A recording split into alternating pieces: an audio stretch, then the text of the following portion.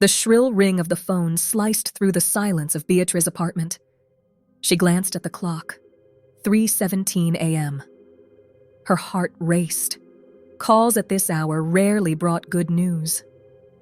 As she listened to the grave voice on the other end, Beatriz felt the world tilt on its axis. The family doctor's words blurred into a buzzing hum, but their meaning was unmistakable. Car accident. Instantaneous. No suffering. The words echoed in her mind, belonging to a reality she couldn't quite grasp. While the sun rose, painting the city's sky in hues of orange and pink, Beatriz remained seated on her bedroom floor. The cool wall against her back was the only anchor to a world that had irrevocably changed. Her parents, the constant stars in her universe, had been extinguished in the blink of an eye. Memories flooded her consciousness. Her mother's laugh, tinkling like wind chimes on a summer breeze. Her father's strong hands, always ready to catch her when she fell. Now those hands would never hold her again. The realization hit her with the force of a tidal wave, leaving her gasping for air. As the city outside her window began to stir, Beatriz's phone buzzed again. A text message. Then another. Her siblings, Ricardo and Clara, reaching out after years of silence. The family tapestry, long frayed and neglected, was being tugged by the merciless hands of fate. Ricardo's message was terse, businesslike. Heard the news. Flying in tomorrow.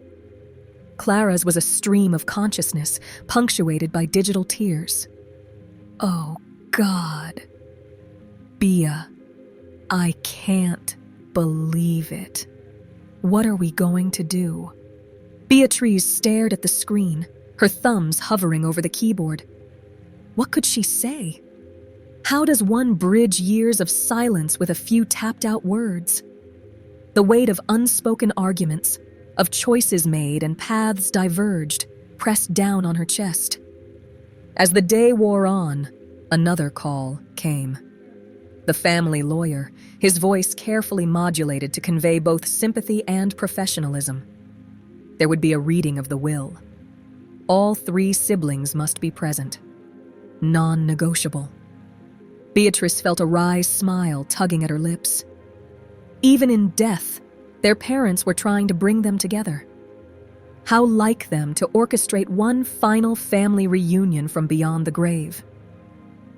As she packed a small suitcase, preparing to return to her childhood home, Beatriz caught sight of herself in the mirror.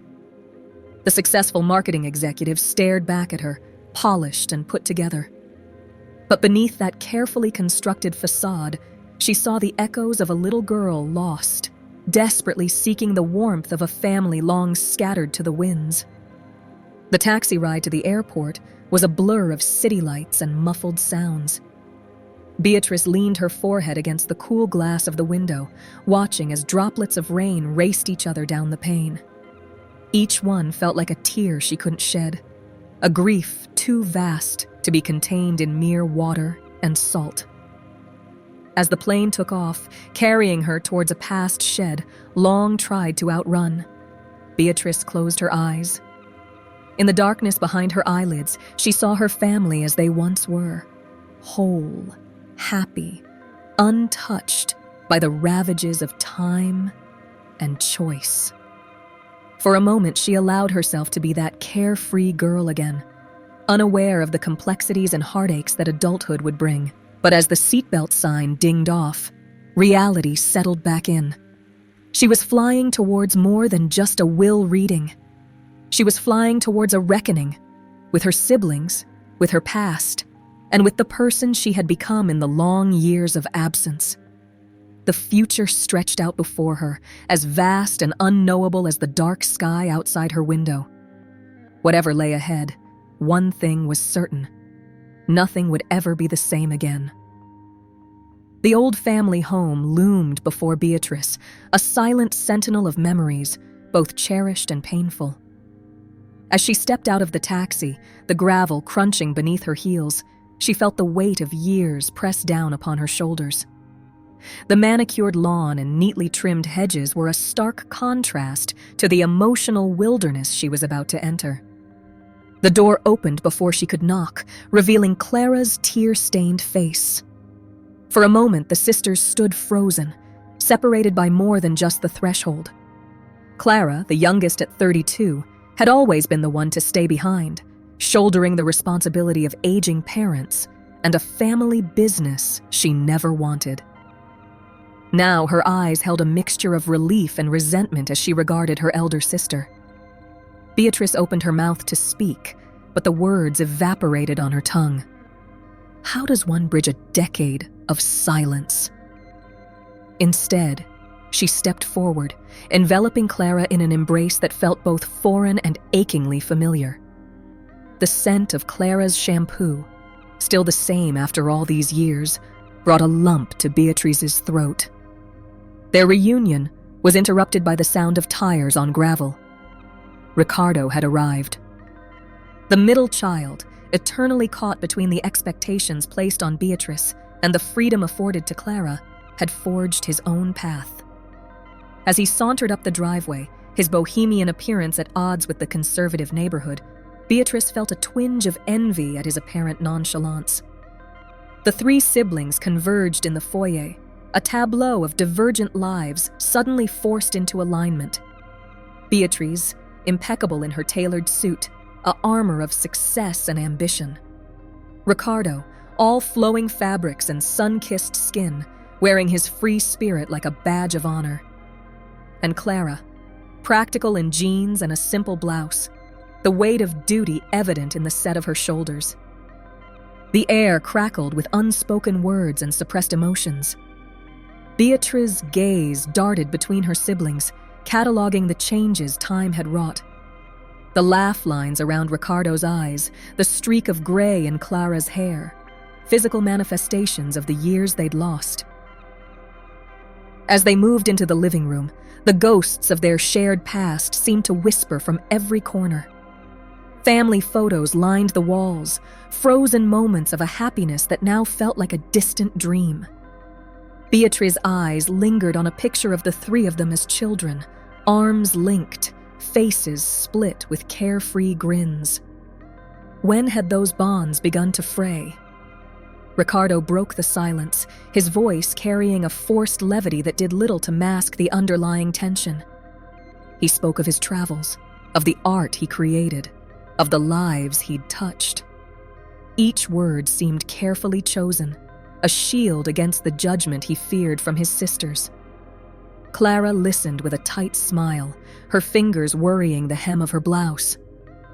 When she spoke, it was of local gossip, of the family business's struggles, of the 1,000 little sacrifices she'd made to keep their parents comfortable in their final years. The accusation in her tone was subtle, but unmistakable. Beatriz felt the weight of their expectations pressing down on her.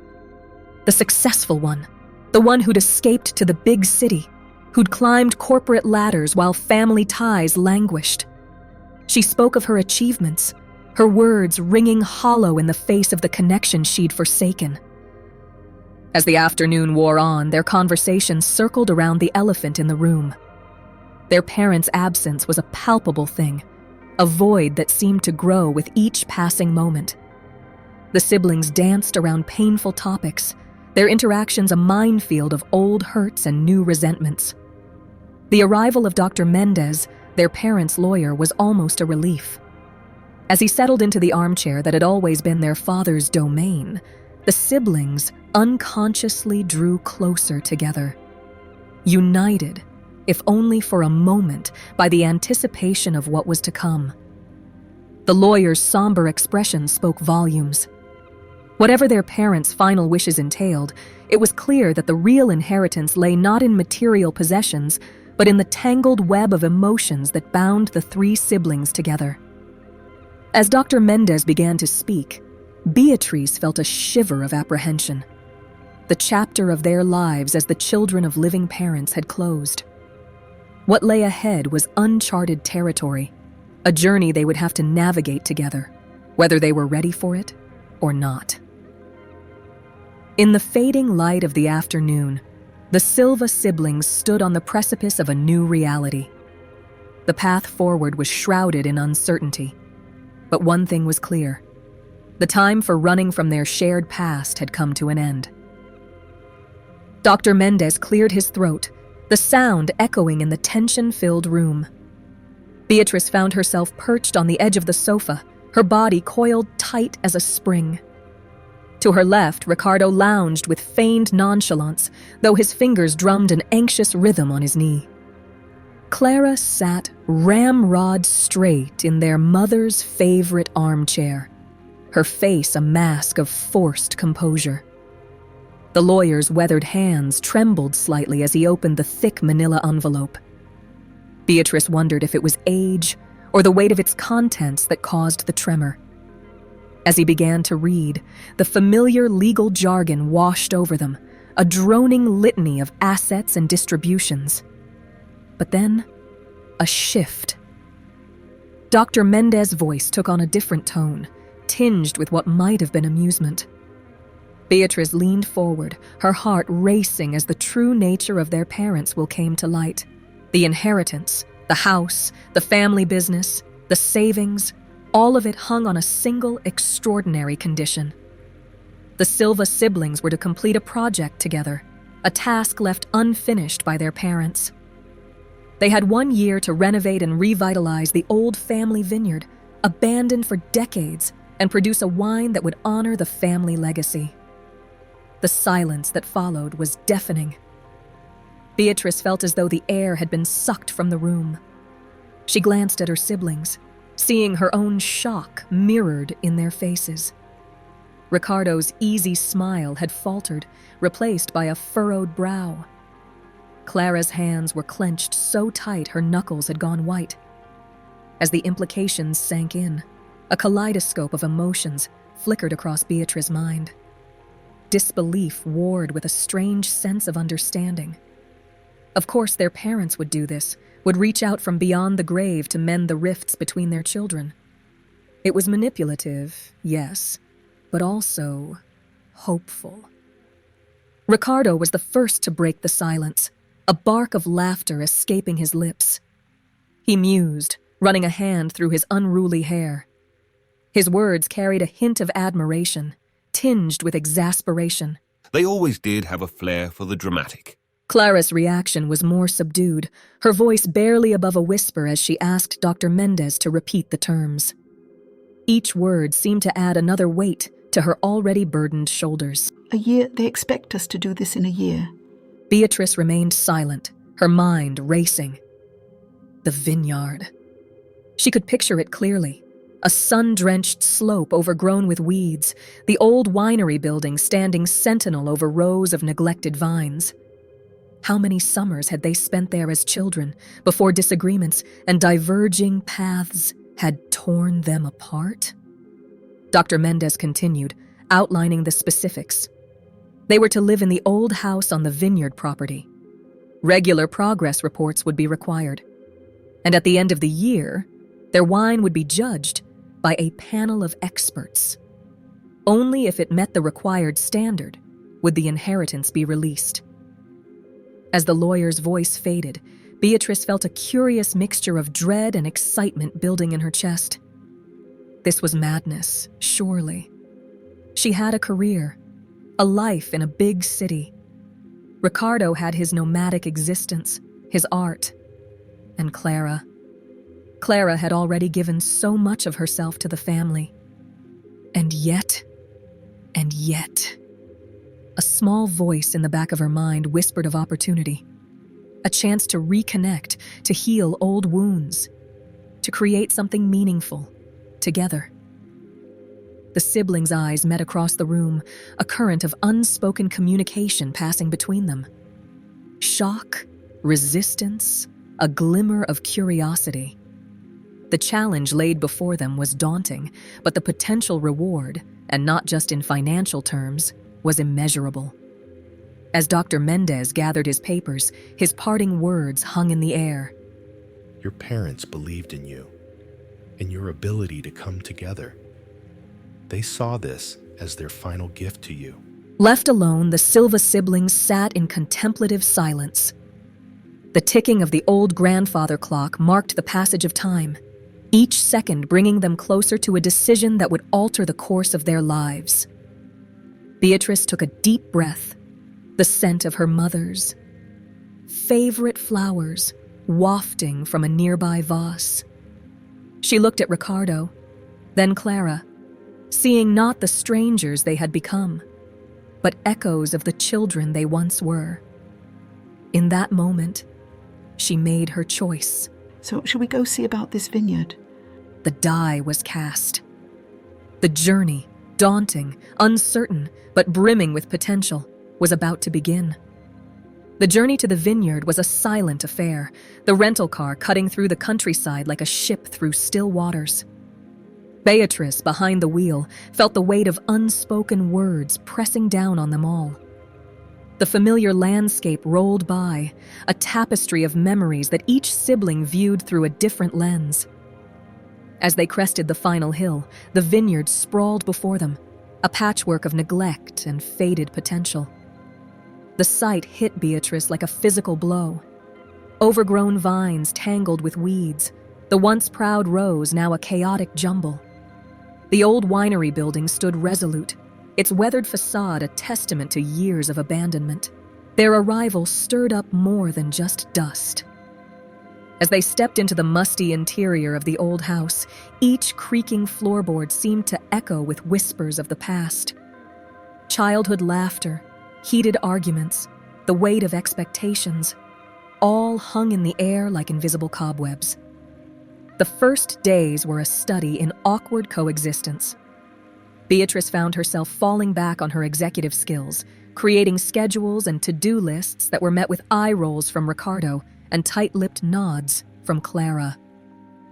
Ricardo's laid-back approach grated on Beatriz's nerves, his insistence on feeling the vineyard's energy before making any decisions sparking frustration in both sisters. Clara, ever the practical one, threw herself into clearing out the old winery, her methodical approach a stark contrast to her siblings' conflicting styles. Her silence spoke volumes, years of resentment simmering beneath the surface. Tensions came to a head over a dinner of takeout pizza, the siblings' first shared meal in years. A seemingly innocuous comment about their father's old wine cellar erupted into a heated argument. Years of pent-up grievances poured out, Beatriz's absence during their mother's illness, Ricardo's financial irresponsibility, Clara's perceived martyrdom. Words hung in the air like shrapnel, each sibling nursing wounds both old and new. That night, Beatriz lay awake, the sound of Clara's muffled sobs from the next room, a haunting lullaby. She stared at the ceiling, tracing the familiar cracks she'd memorized as a child, wondering how they had drifted so far apart. But as days turned to weeks, a subtle shift began to occur. The physical labor of clearing the vineyard, of preparing the soil and tending to the neglected vines, seemed to chip away at the walls between them. Shared blisters and aching muscles became common ground, a foundation on which to rebuild. In the quiet moments, between the back-breaking work and tense planning sessions, stories began to emerge.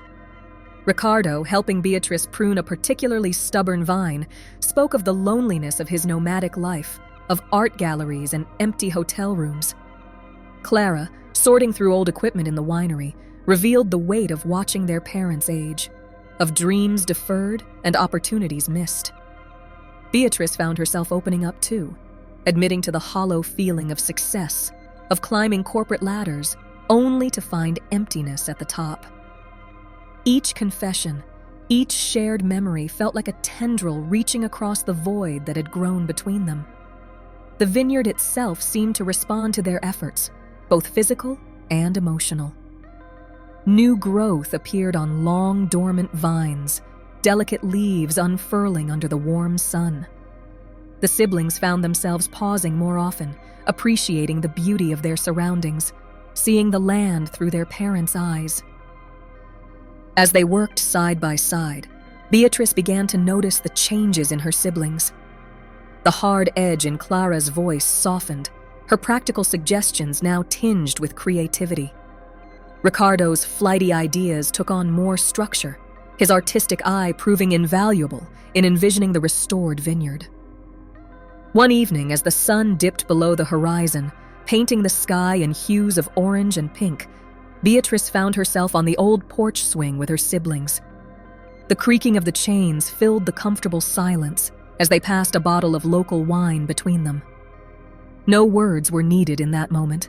The simple act of sharing space and drink, a balm to years of separation. The road ahead was still long and uncertain. The challenges of reviving the vineyard and producing a worthy wine loomed large. But as Beatriz looked at her siblings, backlit by the fading sun, she felt a flicker of hope. The journey had only just begun, but already the tendrils of connection were taking root, as stubborn and promising as the vines they tended. In the growing darkness, the old house stood sentinel over the vineyard, its windows glowing with warm light.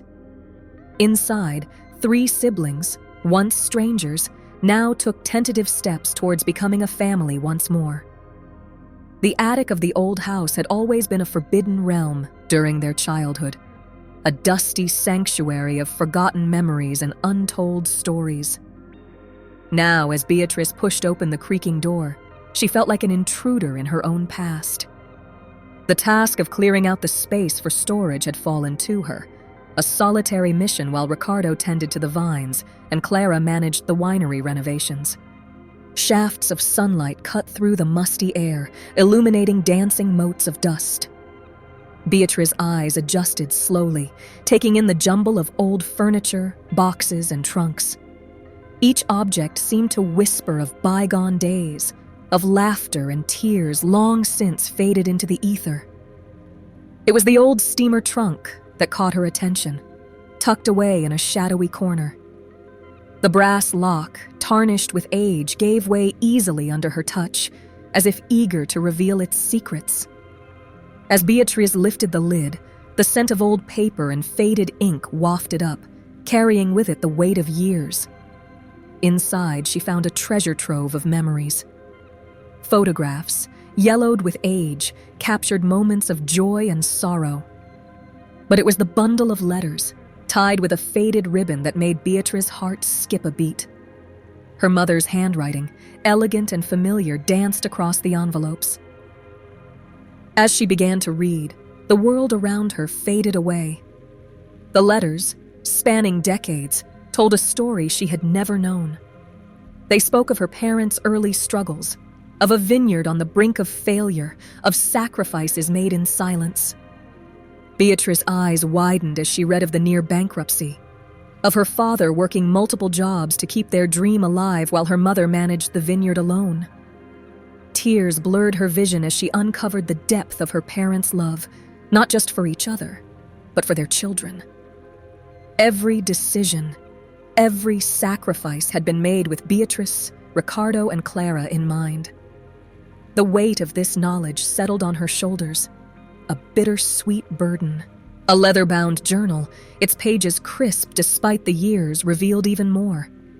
Her father's neat script detailed the trials and triumphs of each harvest, the experiments with different grape varieties, the dreams of creating a legacy that would outlive him. Beatriz traced her fingers over the words, feeling a connection to her father that transcended time and death. Hours passed unnoticed as Beatriz immersed herself in the past. The sun had begun to set when she finally emerged from the attic, arms laden with letters and journals, her mind reeling with revelations. She found her siblings in the kitchen, the aroma of Clara's cooking filling the air. The expressions on Ricardo and Clara's faces shifted from curiosity to shock as Beatriz spread the documents on the table. Ricardo's usual carefree demeanor crumbled as he read of the times their father had pawned his beloved guitar to buy fertilizer for the vines. Clara's stoic facade cracked at the discovery of their mother's secret trips to the city, selling her jewelry to pay for Clara's art lessons. As night fell, the siblings remained huddled around the table, surrounded by the ghosts of their parents' hopes and dreams. The air was thick with unspoken emotions, regret for the years wasted in petty disagreements, awe at the sacrifices made on their behalf, and a renewed determination to honor their parents' legacy. In those quiet hours as they shared in the joys and sorrows of the past, something shifted between them. The revelations acted as a catalyst, breaking down the last of the walls they had built around their hearts. They were no longer just three individuals bound by blood and obligation, but a family united by a shared history and a common purpose. As dawn broke, painting the vineyard in soft hues of pink and gold, Beatriz stood on the porch, clutching her mother's letters to her chest. The land before her was no longer just a challenge to be overcome or an inheritance to be claimed. It was the physical manifestation of her parents' love, a legacy entrusted to her and her siblings. With renewed purpose, Beatriz turned back to the house, ready to face the day ahead. The path forward was clearer now, illuminated by the light of understanding and the warmth of rediscovered family bonds. The secrets of the past had become the foundation for their future, a future they would build together, one vine, one bottle, one reconciliation at a time. As the weeks passed and the vineyard slowly awakened under their care, each Silva sibling found themselves grappling with internal storms as turbulent as the spring rains that nourished the vines. Beatriz, always the achiever, found herself struggling with the slower pace of vineyard life. Her fingers itched for her smartphone, her mind constantly drifting to unanswered emails and missed opportunities in the city. In the quiet moments between pruning vines and studying enology, doubts crept in like tendrils of fog. Had her relentless pursuit of corporate success been worth the cost? The family photos shed uncovered in the attic haunted her. Birthdays missed, holidays spent alone in her high-rise apartment, the gradual fading of her parents' smiles in pictures where she was absent. One evening, as the sun dipped below the hills, casting long shadows across the rows of budding vines, Beatriz found herself at the edge of the property. The city lights twinkled in the distance, a siren call of the life she'd left behind. For a moment, she allowed herself to imagine returning, slipping back into the comfortable routine of board meetings and business dinners. But as she turned back towards the old house, seeing the warm glow of lights and the silhouettes of her siblings moving inside, she felt a tug in her chest. The realization that she might have been building a life, but not really living it, settled over her like a heavy cloak. Ricardo, for all his carefree facade, found himself confronting the consequences of a life lived moment to moment. As he meticulously tended to the young vines, coaxing them to grow strong and true, he couldn't help but see parallels to his own stunted personal growth. The stacks of unpaid bills he'd left behind in his studio apartment loomed in his mind. The disappointed faces of friends whose important moments he'd missed in favor of chasing the next adventure flashed before his eyes. In the winery's cool cellar, surrounded by oak barrels and the earthy scent of aging wine, Ricardo discovered a peace he'd never known in his nomadic existence. The patience required in winemaking, the delicate balance of art and science, spoke to something deep within him. As he studied the techniques passed down through generations of vintners, he began to understand the value of roots, of creating something meant to last. Clara, who had always prided herself on her practicality and devotion to family, found her certainties shaken. The revelation of her parents' secret sacrifices had cracked the foundation of her martyrdom. As she pored over the vineyard's financial records, streamlining processes and planning for the future, she was forced to confront the bitterness that had taken root in her heart.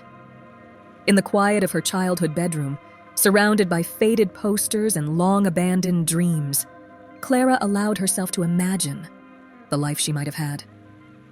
The art school scholarship she'd turned down, the relationships she'd let wither, the adventures she'd never taken, all in the name of duty. The weight of unspoken resentment towards her siblings, which she'd carried for so long, began to feel less like righteous anger and more like self-imposed chains. As the siblings worked side by side, their personal struggles seeped into their interactions.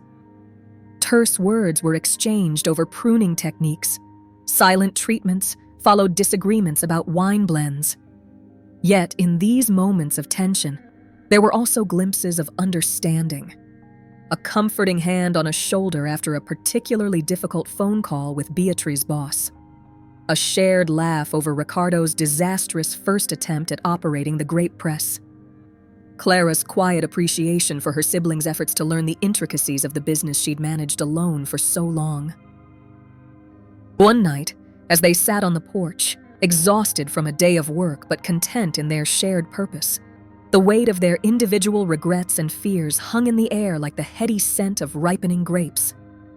No words were spoken, but in the understanding glances and gentle nudges, a silent pact was formed. They would face these demons together, supporting each other through the hard-won growth that lay ahead. As the first stars appeared in the deepening twilight, Beatriz, Ricardo, and Clara sat in companionable silence.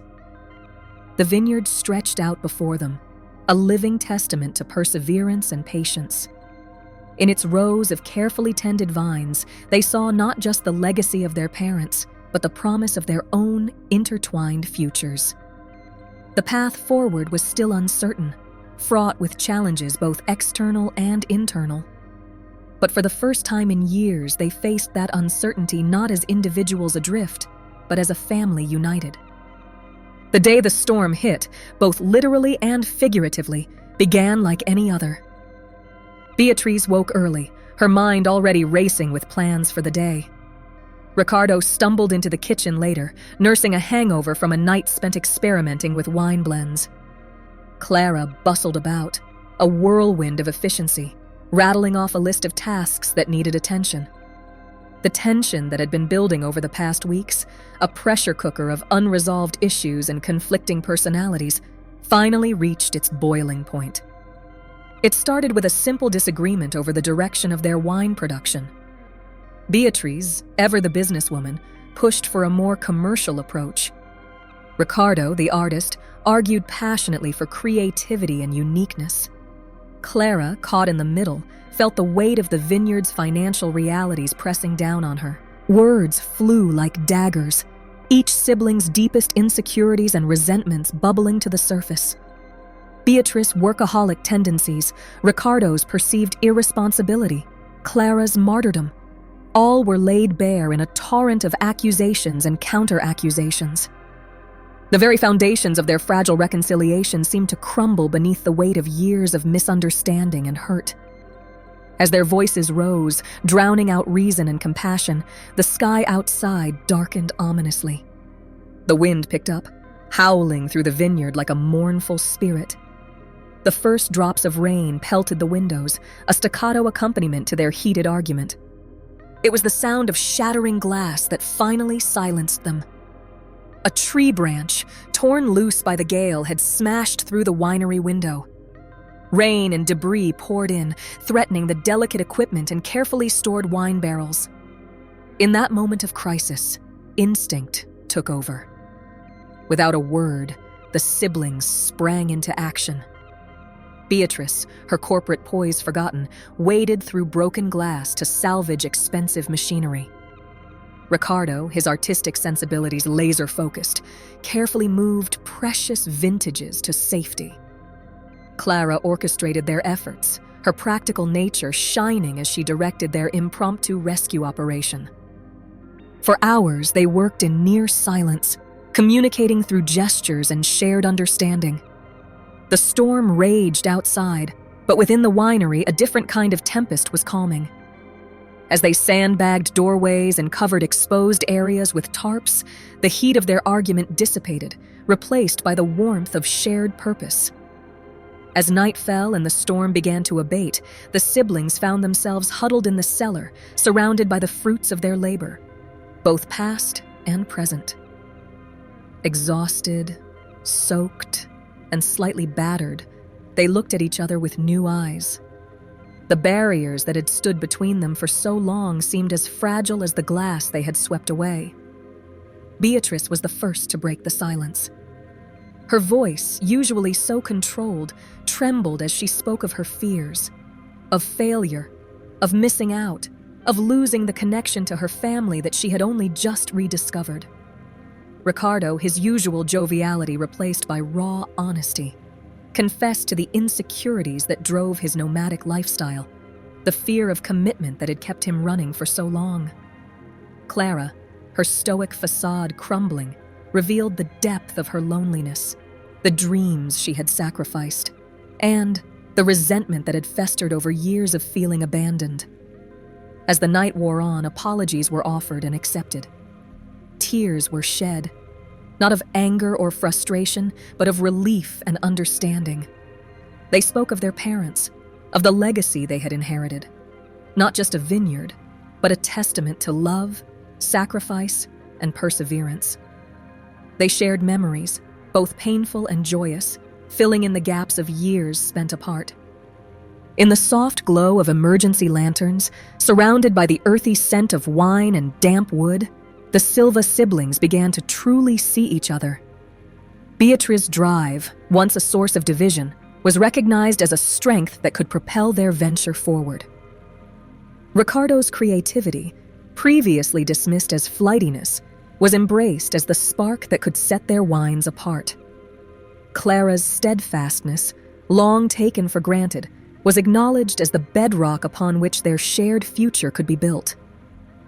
As dawn broke, painting the rain-washed vineyard in hues of pink and gold, the siblings emerged from the cellar. They surveyed the damage wrought by the storm, but also saw the promise of new growth. The vines, though battered, stood resilient. In that moment, Beatriz, Ricardo, and Clara made a silent pact to face whatever challenges lay ahead, not as individuals, but as a family united. The work of rebuilding, both the storm damage and their relationships, would be long and sometimes difficult. But as they stood together, watching the sun rise over their shared legacy, they felt a sense of hope and possibility that had long been absent. The storm had passed, and in its wake, the Silva family had found not just shelter, but strength in each other. As summer faded into autumn, the Silva vineyard underwent a transformation that mirrored the change in its caretakers. The once neglected vines now stood proud, heavy with ripe grapes that glistened in the golden light. The winery, restored to its former glory, hummed with activity as the siblings worked in harmony to bring in the harvest. Beatriz, her business acumen tempered by newfound patience, oversaw the logistics of the operation. Her keen eye for detail ensured that every aspect of the winemaking process met the highest standards. Yet there was a softness to her now, a willingness to pause and savor moments of beauty amidst the bustle. Ricardo, channeling his artistic spirit into the craft of winemaking, approached each step of the process with passionate intensity. His creative flair found expression in experimental blends that promised to set their wines apart. The once restless soul had found purpose in the rhythms of the vineyard, his roots growing as deep as the vines he tended. Clara, freed from the burden of sole responsibility, flourished in her role as the vineyard's heart. Her practical knowledge, combined with a rediscovered joy in the work, infused every task with care and precision. The bitterness that had long clouded her spirit dissipated like morning mist under the warm sun of familial love. As they worked side by side, pressing grapes and monitoring fermentation, the siblings rediscovered the easy camaraderie of their youth. Inside jokes and shared memories peppered their conversations, punctuated by laughter that echoed through the winery. The long hours and physical labor, once a source of tension, now served to strengthen their bond. In quiet moments between tasks, they would often find themselves gravitating towards each other. A gentle touch on the shoulder as Beatriz passed Ricardo a clipboard. A conspiratorial wink from Clara as she and Beatriz tweaked a blend behind Ricardo's back. These small gestures, once rare, now flowed naturally, a physical manifestation of their reconnection. As the deadline approached, a sense of nervous excitement permeated the air. The wine they had crafted, a bold red that spoke of sun-drenched hills and shared dreams, rested in oak barrels, maturing like their relationship. The siblings spent evenings on the porch, sipping earlier vintages and imagining the future. They spoke of expanding the business, of Ricardo's plans for an art gallery in the old barn, of Beatriz's ideas for wine tourism. Clara, her eyes shining, shared her vision of the vineyard as a gathering place for the community. The day of judgment arrived with a crisp autumn breeze that carried the promise of change. As the panel of experts swirled, sniffed, and sipped their creation, the Silva siblings stood united, hands clasped in silent support. The verdict, when it came, was unanimous. Their wine was not just good, but exceptional. A perfect balance of tradition and innovation, much like the family that had produced it. As congratulations poured in and the legal wheels began to turn, releasing their inheritance, the siblings found a quiet moment alone in the vineyard. Surrounded by the vines that had witnessed their journey, they shared a bottle of their award-winning wine. The liquid ruby in their glasses caught the light of the setting sun, a fitting metaphor for the treasure they had uncovered. Beatriz, her eyes misting, raised her glass in a toast. She spoke not of their financial success or the accolades they had received, but of the true inheritance they had claimed, the rekindling of their siblinghood, the healing of old wounds, the forging of a bond stronger than ever before. Ricardo, his usual eloquence failing him, simply nodded, his grip on his sibling's hands tightening with emotion. Clara, always the practical one, spoke of the future, not of business plans or expansion strategies, but of family dinners, shared holidays, and a lifetime of moments yet to be created. As night fell, painting the sky in hues that rivaled their finest vintage, the Silva siblings stood in contented silence. The vineyard stretched before them, a living testament to their parents' love and their own perseverance. They had entered this journey as reluctant partners, bound by duty and the promise of inheritance. They emerged as a family reunited, their connection to each other and to this land the most valuable legacy of all. The project was complete, the inheritance secured. But as they turned towards the warm lights of the house that had become a home once more, Beatriz, Ricardo, and Clara knew that their true journey was just beginning. The future stretched before them, rich with possibility, like a fine wine waiting to be savored.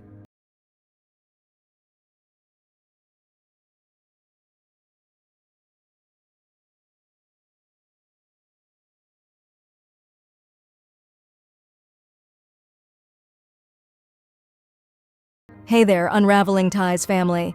Thank you so much for listening to today's story. I hope it touched your heart, made you think, or even inspired you in some way.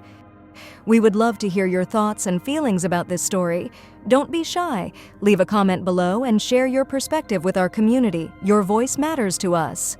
If you enjoyed today's story and want to be a part of our journey as we unravel the complexities of human relationships, be sure to hit that subscribe button and turn on notifications. That way, you'll never miss a new story. We're always eager to explore new angles and dive into the themes that resonate with you the most. So tell us, what kind of stories would you like to see in upcoming episodes? Your input helps us create content that you'll love. And hey, if today's story reminded you of a personal experience or a tale you'd like to share, we're all ears. Feel free to share your own stories in the comments. Who knows, your story might even inspire a future Unraveling Ties episode. Once again, thank you for being a part of the Unraveling Ties family. Your support means the world to us. Don't forget to hit the subscribe button. Until next time, keep embracing the ties that bind us and never stop exploring the depths of the human heart. See you in the next video.